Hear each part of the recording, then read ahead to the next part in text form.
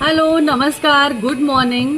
तर आज आपला लास्ट डे आहे. आज आहे 30 मार्च 2024.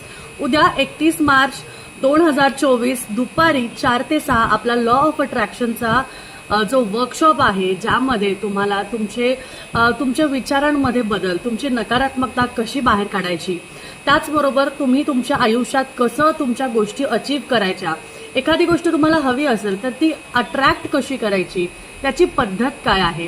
त्याचबरोबर तुम्हाला आज फक्त आजचा दिवस, काल आणि आजचा दिवस होता, आज रात्री 12च्या आत जो कोणी रजिस्टर करणार आहे त्यांच्यासाठी हे म्हणजे अशा डायरीमध्ये आपण आपल्या इच्छेनुसार